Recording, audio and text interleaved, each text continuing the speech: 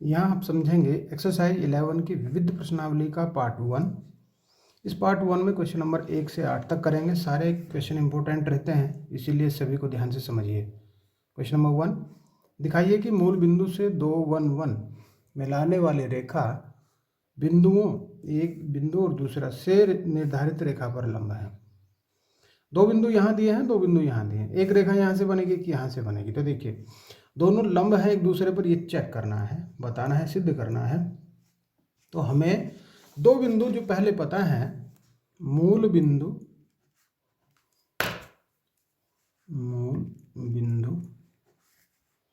0 0 0 मान लिया O है ये, तथा A मान लिया इसको 2 1 1 से जाने वाली रेखा के दिक् अनुपात ज्ञात कर लीजिए। रेखा के दिक् अनुपात,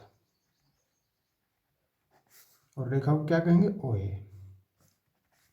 देखिए 2 में से 0 जाएगा, 1 में से भी 0, 1 में से भी 0, 2 1 1 आ जाएगा। ये क्या आ गया हमारे पास, A1 B1 एंड C1, ये चीज़ आ गई दिक् अनुपात। इसको मान लेंगे क्योंकि एक रेखा के हमने A1 B1 C1 मान लिए। और जो दूसरे दिए हैं, दूसरा है बिंदु मान लीजिए और A हो गया, तो B मान लीजिए 3 5 -1 और C 4 3 -1 से जाने वाली रेखा क्या है, BC, ऐसा ही बोलेंगे BC के दिक् अनुपात, दिक् अनुपात 4 -3 3 -5 एंड -1 -1, इस प्रकार से। ओके, तो क्या हो जाएगा, ये हो जाएगा 1 -2 एंड 0। ठीक है, अब जब ये कह रहा है कि दोनों रेखाएं परस्पर लंब हैं, तो क्या होता है कि A1, जैसे इसको ये A2 कह दो, इसको B2 कह दो, इसको C2 कह दो। तब की कंडीशन आपको मैंने बता रखी है एक्सरसाइज में, जो पीछे एक्सरसाइज पढ़ी है आपने उनमें, कि A1 A2 B1 B2 और C1 C2 0 के बराबर आ जाना चाहिए। लेकिन आएगा नहीं आएगा चेक करेंगे। A1 की A2 में गुणा, 2 की 1 में, 1 की -2 में और 1 की 0 में, ये 2 -2 + 0, तो ये ओवरऑल 0 आ गया। तो लिख देंगे कि अतः दोनों रेखाएं परस्पर लंब हैं, परस्पर लंब है। तो देखो समझ में आ गया होगा, बहुत आसान सवाल है, बस समझने की देरी रहती है। ठीक है, पहले दिक् कोसाइन यहाँ से निकाले, फिर दिक् कोसाइन यहाँ से निकाले, और जो A1 A2 B1 B2 C1 C2 बराबर जो भी कुछ आना है वो 0 आएगा, तब जाकर वो परस्पर लंब हो जाएंगे। Clear. Next question, question number 2, यदि दो परस्पर लंब रेखाओं की दिक् कोसाइन ये हैं, तो दिखाइए कि इन दोनों पर लंब रेखा की दिक् कोसाइन ये होगी। दो परस्पर रेखाएं हैं, मान लीजिए ये दो है, परस्पर लंब है, ये होगा, मान लीजिए इसको हम AB मान लें, इसको CD मान लें, इस प्रकार से दोनों परस्पर लंब है। ठीक है, तब इन दोनों पर जो लंब रेखा है, इन दोनों पर ही कोई लंब है, कोई तीसरी, ठीक, उसके डायरेक्शन कोसाइंस ये हैं, ज्ञात करना है, सिद्ध करना है। ओके, देखिए यहाँ पे जो पहले लाइन है, माना रेखा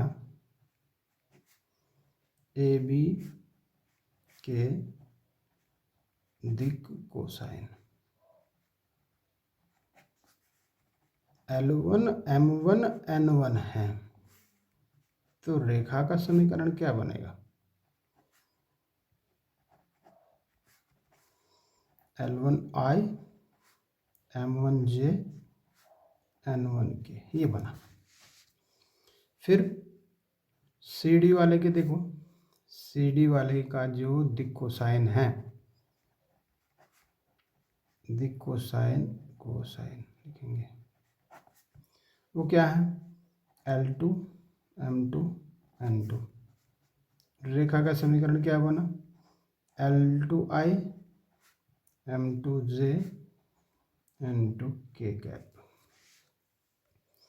अब जब दो लाइंस आपस में लंब होती हैं तो वे, ये तीसरी रेखा पर भी लंब है, तो इसका मतलब ये होगा, तीसरी को अगर मैं यहाँ से EF मान लूँ, EF, तो फिर EF क्या आएगा, EF क्या आएगा, तो देखो वो आएगा AB और CD का क्रॉस प्रोडक्ट। बस इतना सा समझना है आपको। यदि मुझे ये लाइन चाहिए, यदि मुझे ये लाइन चाहिए, चूँकि ये भी इस पे लंब है, ये खुद बोल रहा है, तब जाकर जो दो लाइंस थी उन दोनों के क्रॉस प्रोडक्ट ही इसका समीकरण होंगे। तो ए बी क्या है, L1I M1J N1K, L2I M2J N2K। तो इसको कैसे करते हैं, I cap J cap K cap, L1 M1 N1 L2 M2 N2, इस प्रकार से। और इसको सॉल्व कर लेते हैं। I कैप यहाँ बचेगा M1 N2 minus N1 M2, फिर माइनस J, ये हो जाएगा देखो ये हो जाएगा L1 N2 minus N1 L2, फिर प्लस K, तो बनेगा ये L1 M2 minus M1 L2, ये हुआ। ओके, ये बन गया। अब जब ये यहाँ पे लाइन हमें पता लग गई वो, तब जाकर हम इसके दिक कोसाइन भी ज्ञात कर सकते हैं। दिक कोसाइन क्या होंगे, तो M1 N2 minus N1 M2 comma ये दूसरा L1 N2, ठीक है। क्योंकि माइनस भी है तो इसको अंदर, माइनस को अंदर ले जाएंगे, तब जाकर ये चेंज भी हो जाएगा, क्योंकि यहाँ तो हमें प्लस लाना होता है ना, इसलिए। तो ये लिखेंगे हम माइनस का और इसको लिखेंगे प्लस, L1 N2 और L1 M2 minus M1 L2। इसको इधर से इधर कर लेना, बस इतना काम रहेगा आपका, कर सकते हैं। तो देखो बड़े आसानी से आ गए, दो लाइन ज्ञात करी, दोनों लाइन्स क्रॉस प्रोडक्ट निकाले और जो भी आएगा वो लाइन आई, और लाइन आई है तो दिक कोसाइन भी आ गए। Okay, next question. उन रेखाओं के मध्य कोण ज्ञात कीजिए जिनके दिक अनुपात दिए हैं। जब दिक अनुपात दो रेखाओं के दिए रहते हैं तो उनके मध्य कोण निकालना बहुत आसान होता है, क्योंकि मैंने बताया है कि A1 B1 C1 एक लाइन के दिक कोसाइंस हैं, A2 B2 C2 ये दूसरी के होते हैं। तब जाकर जो कोस थीटा होता है वो A1 A2 plus B1 B2 plus C1 C2 upon A1 square A2 B1 square plus C1 square and A2 square plus B2 square plus C2, इस प्रकार से होता है। तो देखिए हमारे पास यहाँ है क्या, A1 A है, B1 B है, C1 C है, A2 ये है B माइनस C, तो B2 C माइनस A है और C2 A माइनस B है। इसी सूत्र में इसको लगाएंगे, A1 की जगह A into B minus C हो जाएगा, A1 की जगह A और A2 की जगह B minus C, plus B into C minus A and C into A minus B upon में root A square B square C square इन root B minus C का whole square plus C minus A का whole square and plus में A minus B का whole square. अब देखिए नीचे हमें कुछ कैलकुलेट करने की आवश्यकता नहीं पड़ेगी, क्योंकि एक बार हम मल्टीपल कर लेंगे, AB minus AC plus BC minus AB और C की गुणा कर लेंगे CA माइनस BC अपॉन में ये और ये सेम रहेंगे, तब देखो ए बी से भी कट रहेगा, कहीं कट गया, इससे भी कट गया, इससे भी कट गया, ऊपर 0 बचा, नीचे समथिंग बचे, तो ओवरऑल 0 आ गया। और 0 आने का मतलब क्या होता है कि cos π/2 की वैल्यू है, इसका मतलब थीटा तो π/2 आ गया आंसर। ठीक है, आसान है ना, बहुत आसान सवाल है। क्वेश्चन नंबर 4 इससे भी ज़्यादा आसान है। एक्स अक्ष के समांतर तथा मूल बिंदु से जाने वाली रेखा का समीकरण बताइए। चूंकि ध्यान दीजिए, बड़ी आसान सी बात है, एक्स अक्ष के समांतर भी हो, ठीक है, और मूल बिंदु से भी जाए। अब आप समझिए, यहाँ पे ये एक्स अक्ष है, इसके समांतर भी हो, मान लीजिए मैं यहाँ खींच रहा हूँ, लेकिन मूल बिंदु से तो नहीं जा रहा है, मूल बिंदु से तो फिर भी यही जा रहा है, इसका मतलब इसके समांतर तो इसके ऊपर ऊपर जाएगा, मूल बिंदु से होके जाएगा, इसके ऊपर ऊपर जाने का मतलब तो ये एक्स अक्ष ही होगा। तथा मूल बिंदु से जाने वाली रेखा क्या है, खुद एक्स अक्ष ही है। बस ये बात आप लिख दीजिए, जैसी लैंग्वेज आप लिख सकते हैं, लेकिन बात समझ में आ जाए कि लाइन जब इसके समांतर होगी, जाना मूल बिंदु से ही, तो इसका मतलब इसके ऊपर से ही जा रही है, ऊपर से जाने का मतलब तो वो खुद ही है, और एक्स अक्ष खुद है, तो एक्स अक्ष का तो समीकरण आप जानते ही हैं। एक्स अक्ष का समीकरण चाहे तो ऐसे करके लिख दें,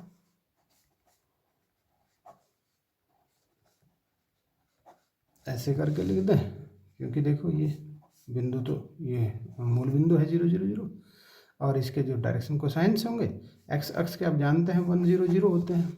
ये ऐसे करके लिख दें कि y बराबर 0 एंड z इक्वल टू 0, तो ऐसे लिख दें या ऐसे लिख दें, ये भी ठीक है, दोनों ठीक है, राइट, दोनों लिख देंगे तो और बढ़िया है। नेक्स्ट पे आ जाओ, क्वेश्चन नंबर 5, यदि बिंदुओं ए बी सी और डी के निर्देशांक क्रम से ये हैं तो ए बी और सी डी रेखाओं के बीच का कोण बताइए। देखिए, ए है 1 2 3, बी है 4 5 7, ए बी और सी डी, मान लीजिए ए बी है और ये सी डी है, इनके बीच का कोण ज्ञात करना है, इनके बीच का थीटा मान लीजिए ये है ना। तब क्या करें, इसके दिक् अनुपात निकालिए। पहले दिक् अनुपात 4 - 1, 5 - 2 एंड 7 - 3, 3 3 एंड 4। अब फिर सी दिया है -4, 3 एंड -6, और डी दिया है 2 9 2।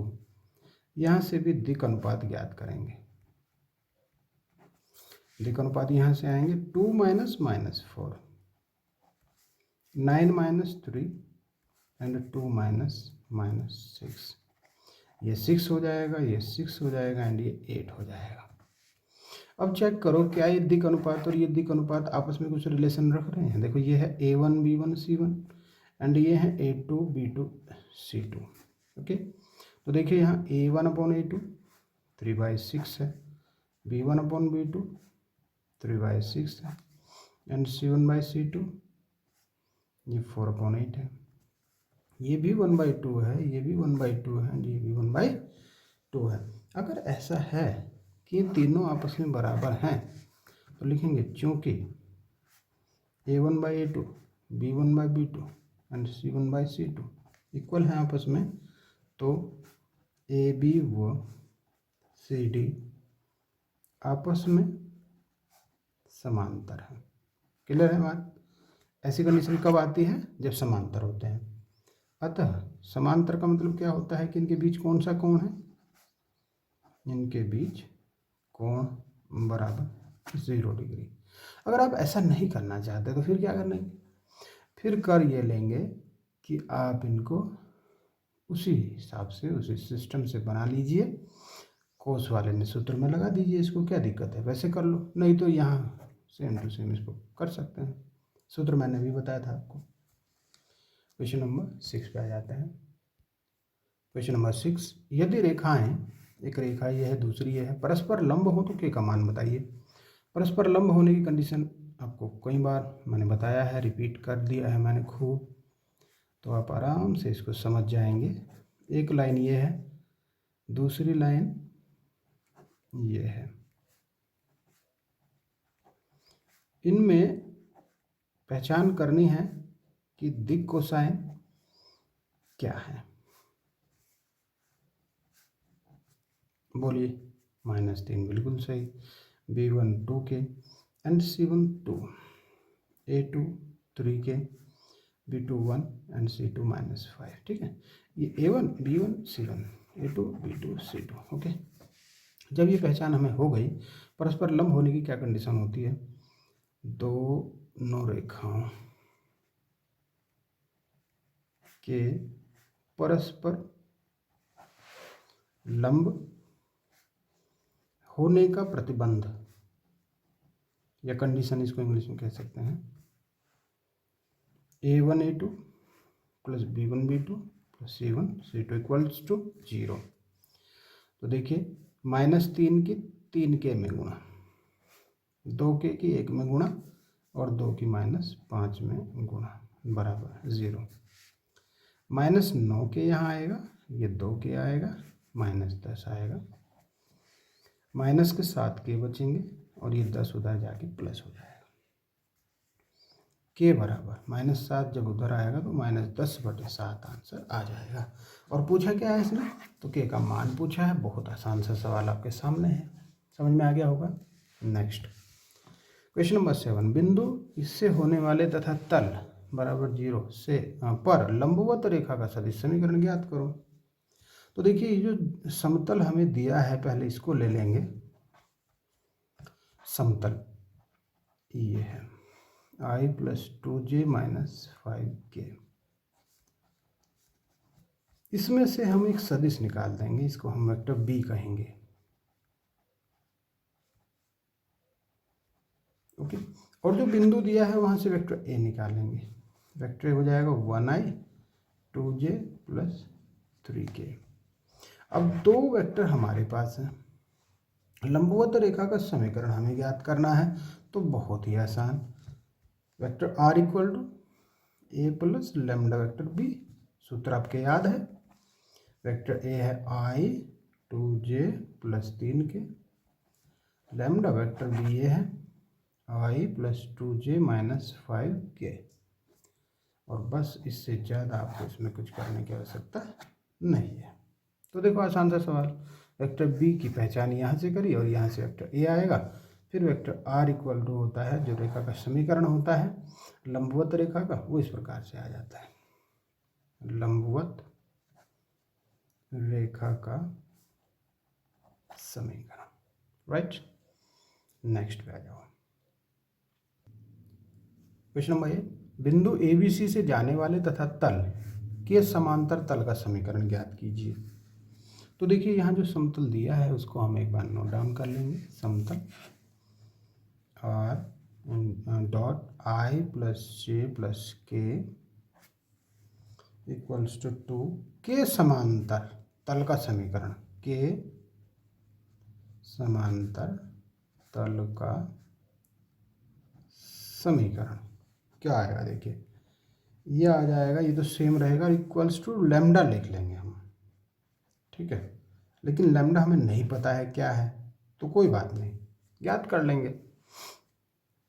ठीक है, ओके, इसको हम फर्स्ट भी लिख सकते हैं। यह तल जा रहा है कहाँ से? बिंदु से। तल बिंदु ABC से जाता है, ABC से जाता है, इसका मतलब यहाँ जो वेक्टर R आएगा वो आएगा AI BJ एंड CK, ये बन जाएगा। इसका मतलब इसकी वैल्यू यहाँ रखेंगे, from first AI BJ and CK,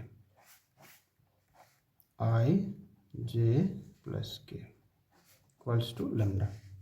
multiple कर देंगे तो A की 1 में गुणा, B और C, क्योंकि A की भी 1 में, B की भी 1 में, C की भी 1 में, लैम्डा की वैल्यू आ गई। लैम्डा का मान कहाँ रखना चाहिए हमें? फर्स्ट में, बिल्कुल सही। लैम्डा का मान फर्स्ट में रखने पर आपका आंसर बन जाएगा। तो ये हो जाएगा equals to A plus B plus C. तो ये आपका आंसर आ गया। आसान है ना। दोबारा देखिए, इसके समांतर किस तल के जो तल दिया है इसके समांतर तल का समीकरण मान लिया हमने। इधर वाली वैल्यू तो सेम रखते हैं, बराबर में लैम्डा लिया। फिर बिंदु ABC से जाता है, इसका मतलब वेक्टर R जो आएगा वो AI BJ CK बन जाएगा। तब ये जो R की वैल्यू है ये वाली, ये यहाँ पे पुटअप करी।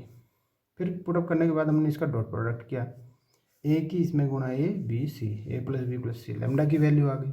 ये लैम्डा की वैल्यू हमें कहाँ रखनी चाहिए? फर्स्ट में। तो हम इसको फर्स्ट में रख रहे हैं और जो आया है वही आपका आंसर बन जाएगा। तो केवल क्वेश्चन नंबर 8 तक ही इस वीडियो में करेंगे। तो सारे क्वेश्चन हल किया करें, अपने आप भी करने का प्रयास किया करें, नोट बना के पढ़ाई किया करें। वीडियो पसंद आती है लाइक कर दीजिए, चैनल को सब्सक्राइब नहीं किया सब्सक्राइब कर दीजिए, बेल आइकन प्रेस कर दीजिए। Okay, thank you.